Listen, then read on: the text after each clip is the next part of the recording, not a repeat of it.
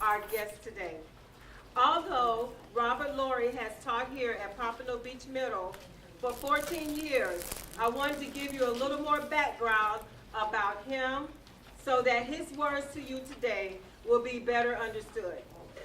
Rob grew up in Guyana as part of a well-to-do family.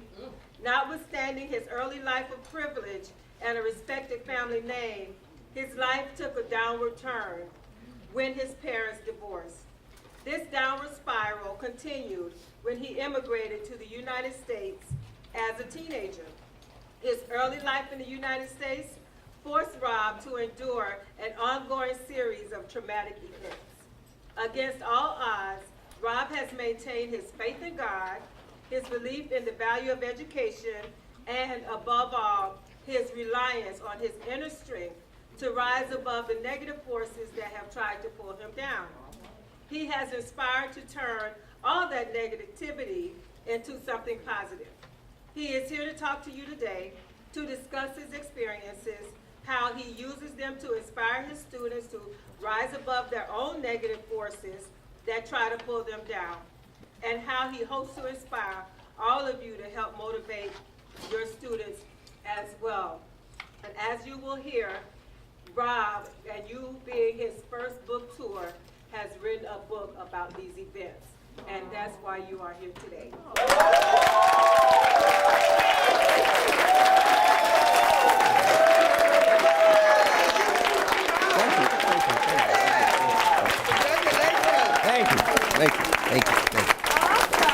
Thank you.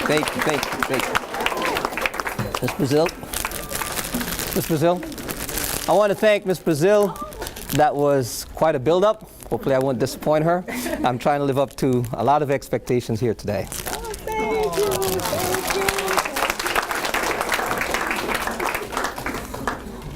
Mr. Wells has been harassing me all afternoon. Mr. Wells, I do not want to contribute to your alternate medical marijuana program. I've told you that 6 times, I'm not saying it again. Today, I want to talk about how to encourage, motivate, and inspire the students here at Pompano Beach Middle School. We all recognize challenges of the demographics of this school and recognize that getting students to thrive and reach their potential, what we signed up for as educators, is not always an easy task in light of the many social and economic obstacles which our students face. What I want to offer you today is what has worked for me both personally and professionally. It is what I tell my students is my formula. The key to getting the most out of life and getting as high on the socioeconomic ladder as possible. Before I get to that formula, however, let me first give you a little background on how I came to learn of this formula through my own life experiences. I've been teaching here at Pompano for 14 years, but many of you may not be familiar with my story. In a nutshell, I came to this country at age 14, and my American childhood ranged from living with an abusive father to being on my own and homeless, to living in a rectory, and ultimately living with a foster family. Those very important formative years taught me much about life and the key to survival. Those lessons I learned early on and that have continued to evolve are the keystone of that formula. In the interest of context, let me just highlight a few details of those formative years. Survival meant going to school and working a part-time job every day in order to pay for tuition at the Catholic school which I attended. What little money was left over went to cover necessities. When I use the word cover, please don't infer that I had everything I needed. There were plenty of days I did not eat. Although lunch was provided at school, that was only 5 days a week, and that was only 1 meal a day. The remainder of those weekly meals was not always available to me. I had 2 changes of uniform for school, and any other clothing came from the generosity of a priest who mentored me, counseled me, and cared for me. Beyond my physical needs, my emotional needs were not always met either. This was especially difficult as a teenager, as those years are not easy under the best of circumstances. I had no family, no home address, and no true friends. Another terribly important component of the teenage years. When I became a victim of abuse by some other unsavory priests, there was no one to help me navigate that trauma. The lessons that came out of that time showed that in spite of the existence of an ugly side to life, there were always ways to rise above it. Hence, the inception of the formula began. Fast forward to my adult years, and the hardships and obstacles continued. I know I am not alone in that department, as life by definition is not easy. However, considering my 2 divorces, my unintended financial ruin, and 2 suicide attempts, I would say that I have been pushed to extreme limits. So what is it that has enabled me to survive, but also to thrive? The answer to that question can be broken into 3 parts, which when added together, create the formula I spoke of prior. The first component I call establishing a goal or a vision. It is virtually impossible to move forward successfully without knowing where you want to go. Without a desired destination, one will be stagnant and just float through the days. We have all seen students here at Pompano who see no way out of their individual predicament and expect to live in the same conditions as they are existing in at present. Perhaps no one has given them the opportunity or permission to dream. Perhaps they don't believe that things can change or that they even have the ability to do better. Therefore, they either show no effort or desire to succeed. That is where we as educators must step in to inspire. All things are possible for everyone. But the first step to success is determining what is it that you want. I use my own experiences to inspire my students on a daily basis. I relate to them my immigrant experience, my lack of knowledge of American ways, my lack of basics, my lack of resources, and yes, my minority status. In spite of the cards being stacked against me, I knew that I needed to survive and be able to sustain a life of my own.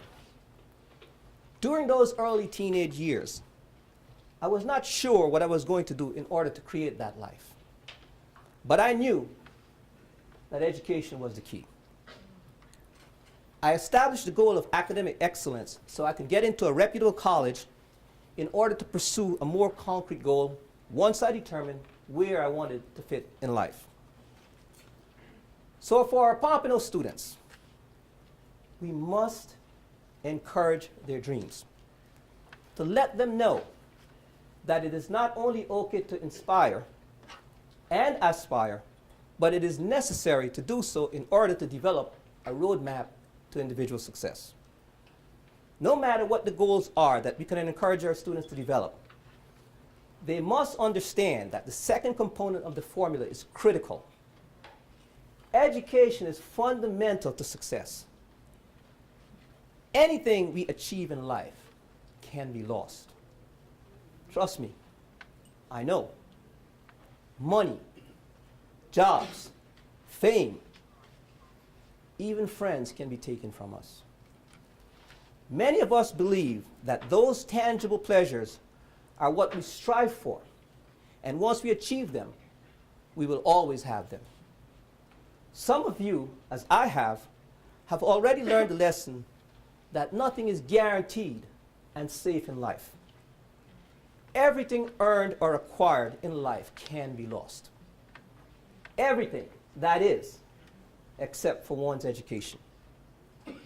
Once you earn a degree, that is yours for a lifetime. Even a disbarred attorney is still a JD. Education not only becomes a permanent part of you, but it is the key to achieving the goal you have set for yourself. Education gives you knowledge, and more importantly, options. I tell my students to think about what options they have to earn money if they drop out of high school. Then I tell them to think about what options they have if they go to vocational school to learn a trade. What options would they have if they go to college? What options would they have if they go beyond college?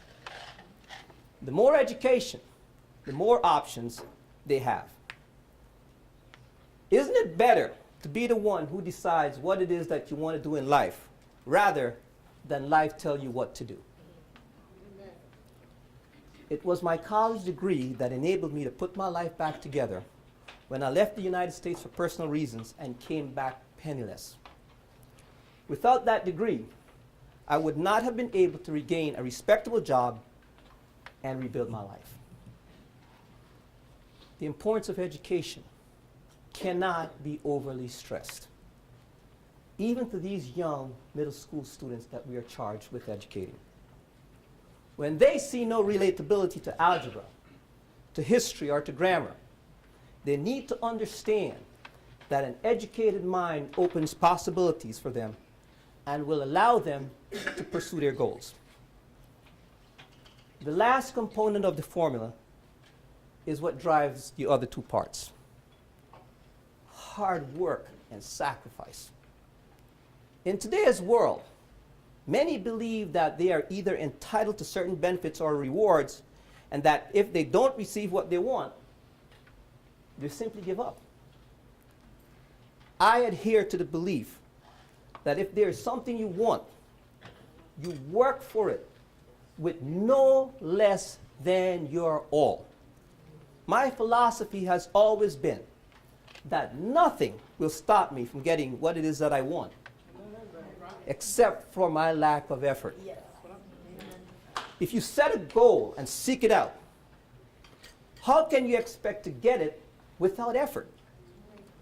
Of course, it may not materialize at first, but if the importance is still there, then so should the effort. I am presently in the third year of my PhD program, and I cannot tell you how many nights and weekends I have given up in order to complete my assignments. But the importance of this goal is so great, I am willing to sacrifice whatever it takes to achieve that goal. I tell my students that I expect the same effort from them as I expect from myself. Anything less than 100% demonstrate a lack of importance in the task. The old adage that anything worth doing is worth doing well might be trite, but it is certainly true. Students need to understand the value of hard work and sacrifice and their relationship to success. There is definitely a relationship between the amount of effort put into a task and the amount of satisfaction received from its completion. One can be lazy and accept the results with minimal satisfaction. However, the tasks that take great effort reap the greatest rewards. An analogy to demonstrate to students would be to show them how hard athletes must work to achieve their level of performance. When we look at professional athletes, their abilities look so flawless. They must remember that there are years and years of training and practice that underlie their ability to reach the level of expertise they have attained. Likewise, our students must remember to put in the effort now in order to help make their goals materialize. No one of these three components can be considered to be more important than the other two. All three are necessary together to achieve success.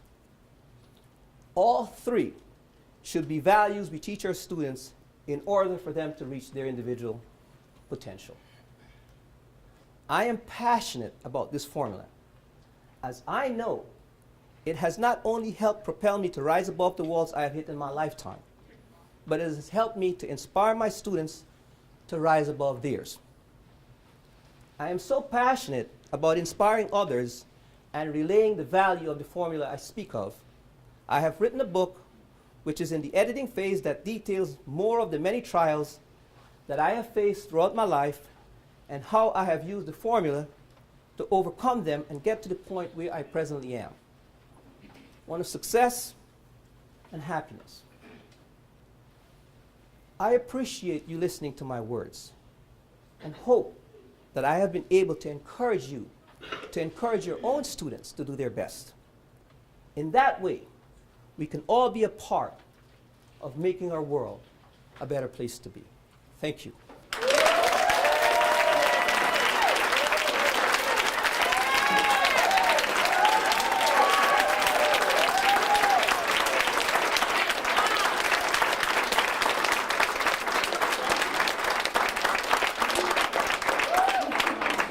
I just want to say one other thing. This is outside of the speech.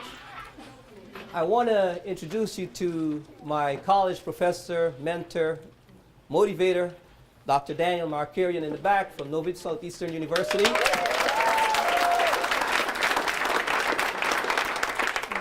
The lady that's been harassing you nonstop is my agent and marketing person.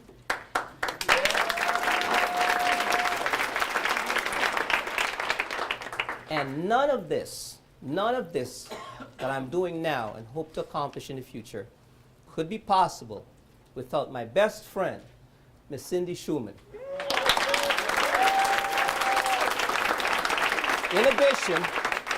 In addition, Cindy is the editor and my business partner in this endeavor that I'm engaging in on right now.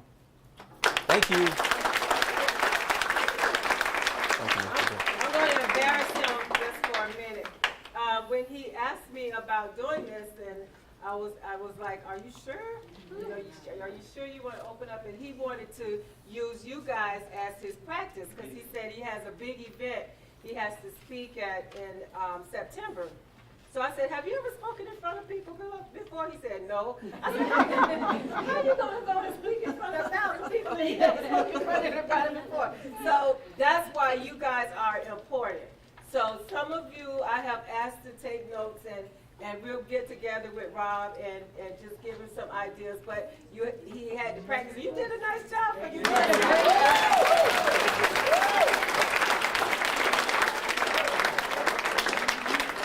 And I also let her know the more you do it, the better you'll get. And it was nice, and we appreciate you opening yourself up to us. Now we're a real family now, you know. Yes. And so when his book comes out, I'm just talking for everybody. We will support the book.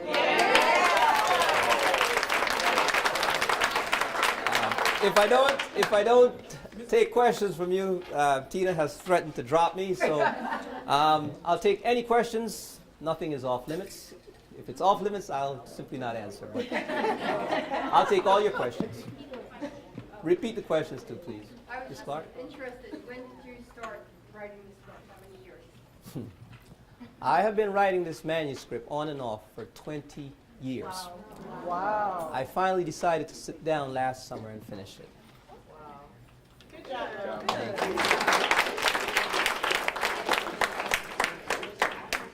you. Lisa? Do you still speak to your family? No. I've cut all ties with my family. Sometimes you do. Yes. I want his first autograph. That's not a question. $5. Mr. Langley? Never plan on getting married again. Never. Thank you. That's an easy one. Never. Never. When it would be available? Pardon? You said when it would be available? Ms. Koenig, when will the book be available? How much? We'll let you know, a sign-in sheet, and if we can have your name and your email address that is going around the room, please put your name and your email on that. And Rob is on social media at Rob Lawrie Author. If you follow him on Twitter and Facebook and Instagram, and then you'll be among the first to know when the book is available. Okay. Please. Thank you. Any other questions? Yeah? Is it a memoir or is it a fiction based on your life? Memoir. Any other questions? When am I going to get my coffee? Proud of you, Rob.